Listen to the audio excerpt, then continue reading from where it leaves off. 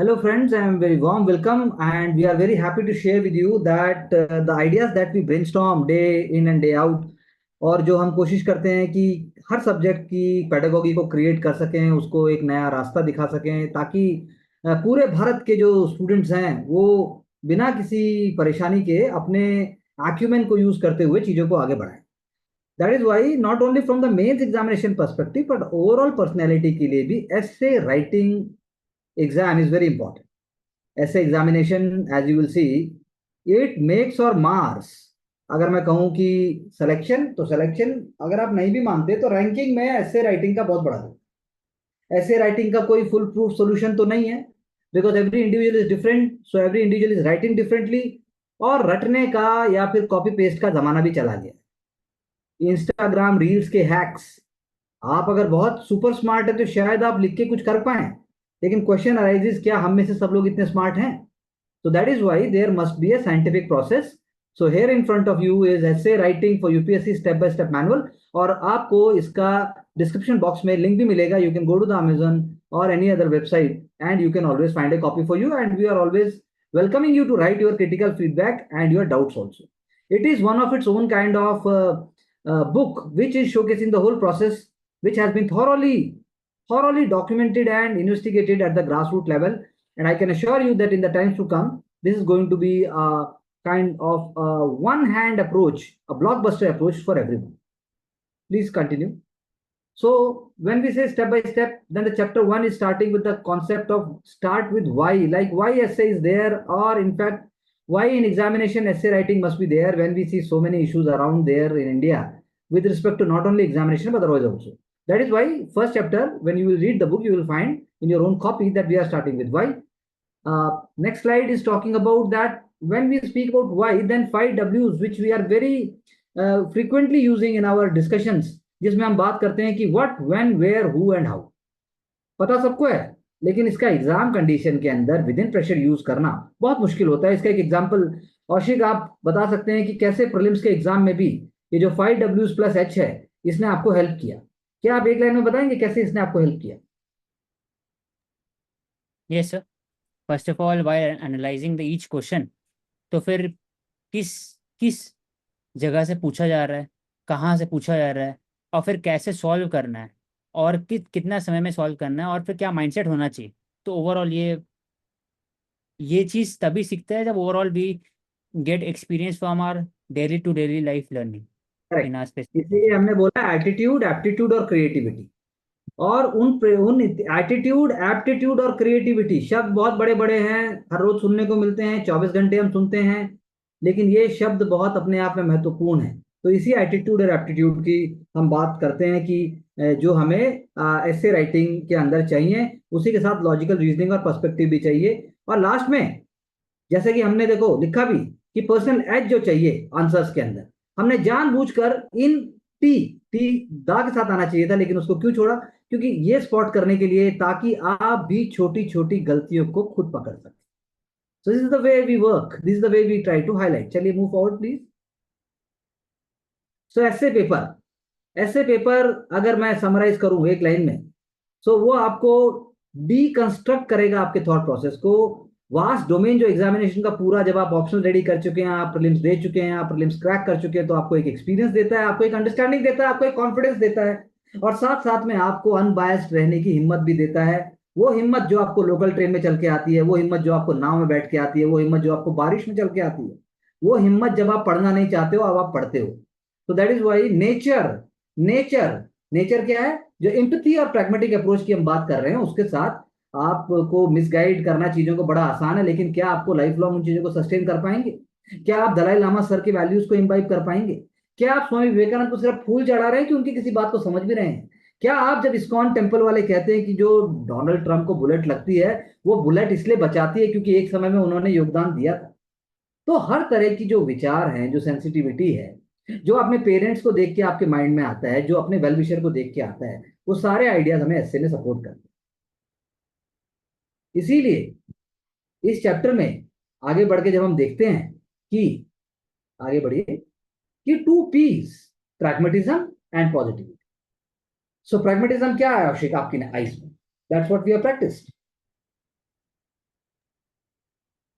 So pragmatism is analyzing the social issues from our own perspective, or according to the change you are able to mold yourself, कि क्या आप apply कर सकते हो और फिर क्या मॉडल सीख सकते हो बाकी लोग से। तो ये pragmatism है सर रिगार्डिंग दिस एग्जामिनेशन। क्या वो पॉसिबल है कि और आप कहीं रेप्लिकेट कर पा रहे हो कुछ मॉडल को इंडियन स्टैंडर्ड इंडियन सेंस में कल्चर सेंसिटिव को ले करके, आप अगर थिंकिंग करते हो pragmatism। हम्म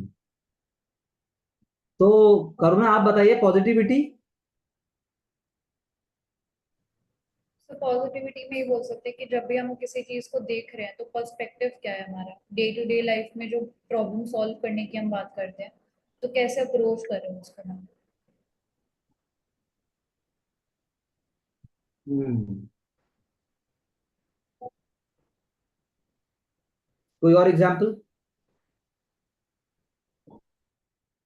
एग्जाम्पल हो गया जैसे कि प्राइवेटिज्म में कि ओवरऑल एक स्ट्रक्चर है आंसर का या फिर ऐसे का स्ट्रक्चर है, it is not written anywhere in UPSC exam also कि ऐसे होना चाहिए। हाँ लेकिन बिल्कुल उस सही समय बात। स्टूडेंट अपने हिसाब से और वो उस समय इनोवेशन यूज करके अगर इसको लिखेगा with with regarding the code या फिर आप कहीं से पढ़ें डे टू डे लाइफ्स में rather than mugging up the codes, तो इट हमने इज। इन बातों की चर्चा की है, बिल्कुल सही बात है। ये फर्स्ट सीरीज है, फर्स्ट एपिसोड है। और आगे जब हम चर्चा करेंगे तो हम बताएंगे एग्जैक्टली कि आंसर आप कैसे लिख सकते हैं, आप खुद में कैसे लिख सकते हैं, कैसे हो सकता है। चलिए आगे। तो सोल जो एस्से की होती है, या उसकी जो आत्मा है, जो आपकी सोल, जो आपकी सोचने का तरीका है, उससे जुड़ी हुई है। आपके एक्सपीरियंसेस क्या हैं, आपके सॉल्यूशंस क्या हैं। आप बोलते हैं मैं दुकान पे जाता हूँ, पड़ोसी मुझे जानते हैं, अंकल मैं आपको कल पैसे दे दूंगा, आप सामान लेके आ जाओ। एक एग्जांपल आता है कि आप मेट्रो में जाते हैं, आप कार में जाते हैं, आप रिक्शा में जाते हैं, आप टू व्हीलर पे जाते हैं, किसी का सामान छूट जाता है और आप उठा के दे देते हैं। एक एग्जांपल ट्रेडिशन का है, एक एग्जांपल मॉडर्नाइजेशन का है, जैसे safe sex and population control. आप कॉन्डोम वेंडिंग मशीन लगाते हैं, लेकिन कहाँ लगाते हैं, कैसे उसको देखते हैं, क्या प्रोग्रेसिव सोसाइटी में जो पैट्रियार्कल एलिमेंट्स है वो हटते हैं कि नहीं हटते हैं, वो सारी चीजें आपके अंडरस्टैंडिंग में आते हैं, ना कि सुपरफिशियल और एग्जेजरेटेड क्लेम्स के द्वारा। एंड मोस्ट इंपॉर्टेंटली जो आइडियाज हम डिस्कस कर रहे हैं, ये आज की डेट में यूपीएससी इंटरव्यू में भी जो ओरिजिनल इंटरव्यूज होते हैं, I am not talking about those mock viral interviews जो बाद में फिर दोबारा वायरल होते हैं किसी न किसी कारण से, वो मैं बात नहीं कर रहा हूं। मैं बात कर रहा हूँ जो ओरिजिनल जेन्युइन सिंपल, उन आइडियाज में हम ऐसे इलस्ट्रेटिव एग्जाम्पल जो हमारी बुक में भी दिए गए हैं, आप उन्हें देख सकते हैं। चलिए आगे। अब कल्चरल सेंसिटिविटी वैसे ही है जैसे अब हम कहें कि छठ पूजा में क्या होता है, और आप एक तरफ कहें कि मुहर्रम हो रहा है, लेकिन आपने मुहर्रम का वर्ड ही नहीं सुना। एक तरफ आप कहें कि भाई मैं तो प्योर वेज हूं, और जब मैं कहूं कि भाई केरला का जो रेड राइस है, या केरला का जो मालाबार डिशेज हैं, केरला का जो मालाबार जो रीजन है, उसके चिकन और उसका जो क्रैब या उसकी जो उसका जो मैरीन फूड है वो बहुत अमेजिंग है, तो आपके चेहरे में कैसे विचार आते हैं। यह है कल्चरल सेंसिटिविटी। अगर मैं राजस्थान में ट्रेवल करता हूँ, if I am travelling in the interiors of Haryana, if I am travelling in the interiors of you know western Uttar Pradesh, और अगर प्योर वेजिटेरियन जोन है, और वहां मैं बोलता हूँ कि नहीं नहीं, कौशिक जब मेरे साथ मान लीजिए बोलते हैं कि सर चिकन हो जाए और आज ही अभी हो जाए, तो हो सकता है कि ये किसी को लगेगा कि this is this is rude and this is very very unfair. तो दोनों एलिमेंट्स ही हैं। लेकिन इन एलिमेंट्स के अंदर जब आप ऐड देखते हैं केएफसी का, जब आप ऐड देखते हैं मैकडी का, जब आप ऐड देखते हैं डोमिनोज का, और उसमें वो चीज बर्गर के साथ साथ जब आपको चिकन बताता है, तो कुछ ऐसे एलिमेंट्स भी आ रहे हैं। कल्चरल सेंसिटिविटी आती है। आप अपने पेरेंट्स से बात कैसे करते हैं, आप मेरे पेरेंट्स से बात कैसे करते हैं, आप तीसरे आदमी के पेरेंट्स से बात कैसे करते हैं, वो भी कल्चरल सेंसिटिविटी। आप कितने माहौल में कैसे बात करते हैं, तो that is what is required. इसीलिए जनरल रीजनल डाइवर्सिटी की हमने बात की, वी आर स्पीकिंग हिंदी, हमारे इतने सारे हिंदी स्पीकिंग फॉलोअर्स हैं, but I am sure those who can't understand Hindi properly they must be reading through English. So जो मॉन्यूमेंट्स हैं और बाकी जो एलिमेंट्स हैं, डाइंग आर्ट फॉर्म्स हैं, तो करुणा एक डाइंग आर्ट फॉर्म का नाम बताइए।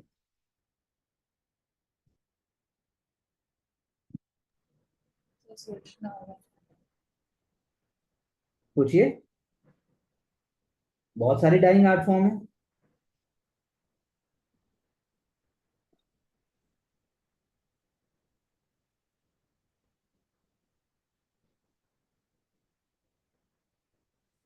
बताइए बताइए, आप बताइए औशिक, एक डाइंग आर्ट फॉर्म। तो मंजूषा हो सकता है बिहार में। हाँ, मंजूषा है, वर्ली आर्ट है, इवन बनारसी साड़ी भी रिवाइव होनी चाहिए। जितनी भी हमारे ट्रेडिशनल जीआई इंडिकेटर्स हैं बहुत सारे, वो डाइंग आर्ट ग्लास फॉर्म है। ठट्टे है आपका पंजाब में। जी। Glass making, glass making sir in UP. हाँ, ग्लास मेकिंग है, बिड्री वेयर है। So there are so many examples and then that's what we can take up. सो ये आइडिया हम डायरेक्टली नहीं सोच पाते, इसलिए हम एकदम ऐसे लिखने बैठ जाते हैं, हम कॉपी पेस्ट करते हैं, तो वो अप्रोच हमारे लिए ज्यादा फायदेमंद नहीं है। चलिए आगे।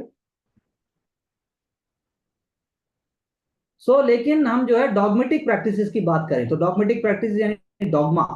डॉगमा यानी कि आप किसी बात को ब्लाइंडली फॉलो करते हैं और उस बात के पीछे जो है कोई भी रेशनल या कोई भी इंपिरिकल आइडिया नहीं।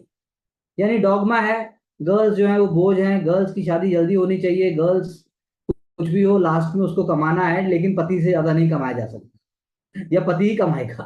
अगर इस तरह के कुछ विचार हम देखते हैं, तो वो जो है कॉन्स्टिट्यूशन प्रिंसिपल्स को वायलेट करते हैं, सोशल नॉर्म्स को भी हिंडर करते हैं। इसीलिए हम दाभोलकर सर का नाम लेते हैं। और हम अगर बात करें कल्चर प्रैक्टिसेस की, तो जो भारत में जो पॉवर्टी थी, जो अब की बहुत हद तक गुम हो रही है, लेकिन साथ साथ में जो अनएम्प्लॉयमेंट है या जो यूथ के लिए जो क्राइसिस है, वो हमें मजबूर कर देती है कि कॉन्स्टिट्यूशन को हम सर परे हटा देते हैं। हम कहते हैं 22,000 की नौकरी है, 22,000 की नौकरी है, 25,000 लोग आ जाते हैं, वैकेंसी मात्र 700। और फॉर्म लेने के लिए आप रेलिंग तक को तोड़ देते हो। स्टैंपेड सिर्फ इसलिए नहीं होती कि रिलीजियस कांग्रेगेशन है, स्टैंपेड इसलिए भी होता है कि मुझे फॉर्म अभी चाहिए क्योंकि मैं मंजूर है, मुझे नौकरी तो मिलने नहीं। तो ये सारे प्रिंसिपल्स और आइडियाज आप पेशेंटली जब सोचते हो, तो वो आपको ऐसे राइटिंग में एक नोवल और एक एक सिंपल लेकिन एक थॉटफुल आइडिया देने में मदद करता है। चलिए आगे। अब स्पिरिट ऑफ पब्लिक सर्विस की यदि हम बात करें, तो हमारे प्राइम मिनिस्टर उसका एक एग्जांपल है। हर साल अवार्ड्स मिलते हैं, प्रधानमंत्री अवार्ड देते हैं बेस्ट डिस्ट्रिक्ट मजिस्ट्रेट्स को। जो इंडियन एक्सप्रेस के साथ एक हम देखते हैं कि वो भी एक प्रोग्राम करते हैं इस कॉन्टेक्स्ट में। हम सिविल सर्विसेज डे भी सेलिब्रेट करते हैं, जो कि पब्लिक वेलफेयर सोल मोटिवेशन है। सोल मोटिवेशन होना चाहिए पब्लिक वेलफेयर, ये बोलने की बात नहीं है, हमारे कॉन्स्टिट्यूशन के द्वारा भी नहीं है सिर्फ, ये हमारी आत्मा का पार्ट है, इंडियन सोसाइटी का पार्ट है।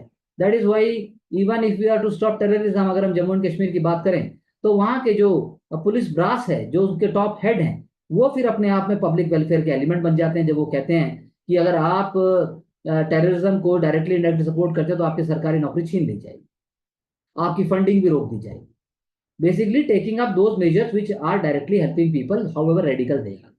सो ग्राउंड लेवल के ऊपर बहुत इंपॉर्टेंट है, चाहे पानी की बात हो, चाहे पीएम श्री स्कूल की बात हो, चाहे जन औषधि योजना की बात हो, चाहे फिर अनीमिया उन्मूलन प्रोग्राम की बात हो, चाहे फिर वो पानी की सप्लाई की बात हो, और चाहे फिर वो बात हो कि एक सिटिंग चीफ मिनिस्टर जब जेल में 2 महीने से ज्यादा रहता है, वो भी नेशनल कैपिटल का, तो क्या उसको वाकई स्पिरिट ऑफ पब्लिक सर्विस दिखाई दे रही है?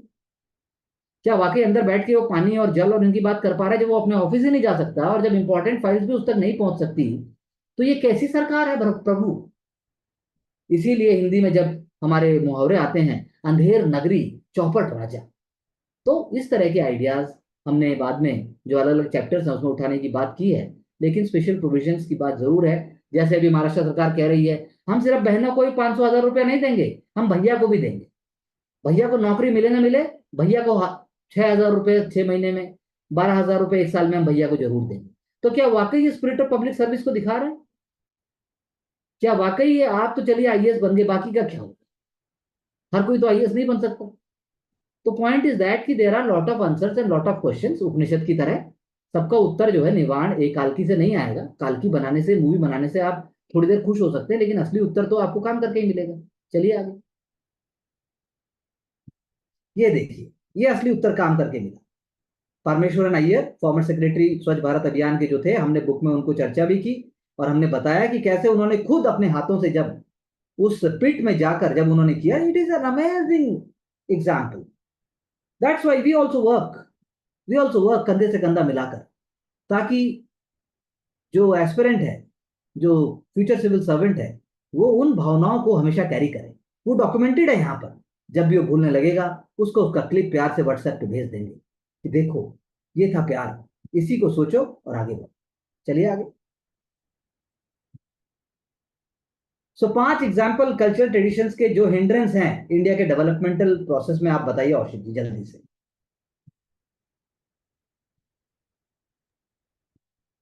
The culture tradition acts as a hindrance.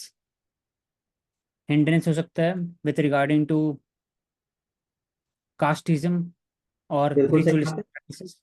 The बिल्कुल regional सही बात। aspect, the creation of more job, reservation, तो उससे एस्पेक्ट हो सकता है। जैसे थर्ड, जैसे अगर कोई स्टेट गवर्नमेंट जैसे बोलती है कि 100% C&D हाँ यस, एक स्टेट के लिए होंगी, वो हिंड्रेंस है। हरियाणा गवर्नमेंट ने बोला 75% jobs up to a certain limit private sector में हम सब रिजर्व कर देंगे, वो भी हिंड्रेंस है। या फिर हमारे कोई पॉपुलर लीडर कहते हैं जितनी आबादी उतना हक, वो एक दूसरा एग्जाम्पल है, पर वो कल्चरल ट्रेडिशन नहीं है। कल्चरल ट्रेडिशन का मतलब है कि एक regional linguistic and regional system must be there. For example, अब हाथरस में जो स्टैम्पेड हुआ, या उससे पहले भी हमने मध्य प्रदेश में एक बार देखा, या उससे पहले हमने कुंभ मेले की बात की, तो वो ट्रेडिशन अपने आप में प्रॉब्लम नहीं है। Cultural tradition which becomes a kind of a superficial process, उसको हमें रोकना है। देवघर बाबा हैं, लेकिन उनके नाम के ऊपर अगर मान लीजिए सुपरस्टिशंस होते हैं, उनके नाम के ऊपर लूट खसोट होती है, तो वो गलत है। गया है, काशी है, उसके बाद शबरीमाला है, थल कावेरी है, ओमकारेश्वर है, उज्जैन महाकाल है। तो मतलब ये एक रिलीजियस एस्पेक्ट से मैंने बोला। कल्चरल ट्रेडिशन कहता है कि लड़कियों की शादी जल्दी कर देनी चाहिए, वो डेवलपमेंट प्रोसेस का हिंड्रेंस है। कल्चरल ट्रेडिशन कहता है कि मैं तुलसी तेरे आंगन की, कोई नहीं मैं तेरे साजन की। तो ये सब भी जैसे जो हमारे जो पहले के सोसाइटल एलिमेंट्स रहे हैं, तो ये प्रोग्रेस को रोकते हैं। सबको बराबर मौका मिलना चाहिए, रेशनलिस्टिक अप्रोच होनी चाहिए। ये दिक्कत है, इसमें मुश्किल है, लेकिन still we must try. So we can think over it. I also ask all of you that you must try and we can think better over it. चलिए next. So एक विजन सिविल सर्वेंट का क्या होना चाहिए, आप अपने experience से उसको ड्रॉ कीजिए, हम सबके लिए भी एग्जांपल है ये। उसके बाद डेवलपमेंट एक क्लासलेस सोसाइटी का होना चाहिए, कैसे होना चाहिए? साइंटिफिक टेम्पर और रीजनिंग बननी चाहिए, इसके डिटेल्स हमने बुक में चर्चा की है हमने। और इंडिया जो है विश्व गुरु कैसे बने, एंशियंट ग्लोरी के रिस्टोर करने के साथ साथ। सो करुणा, अगर मैं आपसे पूछूं एक एलिमेंट बताओ जो आप सोचते हो कि भारत के विश्व गुरु बनने में मदद करेगा, तो आप क्या बोलोगे? सो जो इंडिया की प्रैक्टिस है डायलॉग की और सॉफ्ट पावर यूज करने की।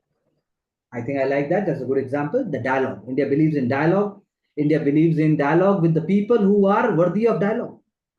अगर पाकिस्तान आज टेररिज्म बंद करता है, तो भारत उससे डायलॉग करने को तैयार है। पाकिस्तान कान पकड़े, माफी मांगे, हमारा जो हिस्सा है वो हमें दे, और टेररिज्म के लिए वो माफी मांग ले और आराम से रहे, हमें कोई दिक्कत। हमने ये नहीं कहा कि हम आपसे बात नहीं करेंगे, लेकिन with terror no talks. China को भी हमने कहा है कि take your adverse stand, and here we are.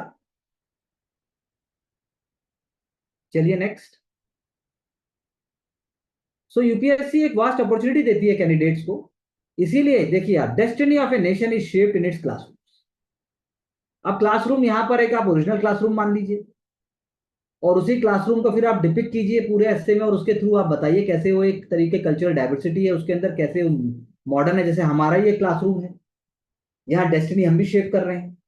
एक क्लासरूम हो गया आपकी सोसाइटी, एक क्लासरूम हो गया आपका नेशन, एक क्लासरूम हो गया आपका पॉलिटिकल क्लास, एक क्लासरूम हो गया आपका स्पोर्ट्स पर्सन का क्लास, एक क्लासरूम हो गया आपका वर्किंग क्लास। तो ऐसे करके आप कितने भी नायाब आइडियाज लेकर आ सकते हैं, जिनकी चर्चा हमने स्टेप बाय स्टेप हमने बुक में की, along with my co-author IPS Geetanjali Khandelwal, और उसको हमने ब्यूटीफुली पुटअप करने की बात की। चलिए नेक्स्ट। सो इसीलिए अगर मैं रिकैप करने की बात करूं, तो औशिक मुझे 2 मिनट के अंदर रिकैप करने में मदद करेंगे। तो first of all what essay wants, तो essay wants pragmatic approach and positivity from the candidate, so that she can express their own desire there with regarding to civil service और उनका जो public service at a grassroots level. Second, third would be कि why, how, where, when and who should be the element of the essay, so that each and every point and each and every dimension is captured in a very detailed manner.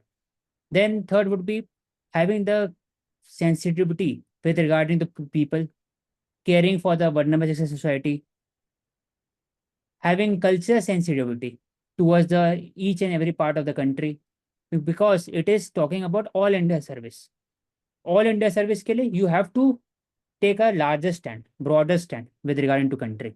And overall, the vision should be very positive for the longer run, because then only, as you will become the part of the state sometime later, you will be able to implement all these things, values in the system proactively. That is why, sir. Thank you. Wonderful. Divya, you want to say something?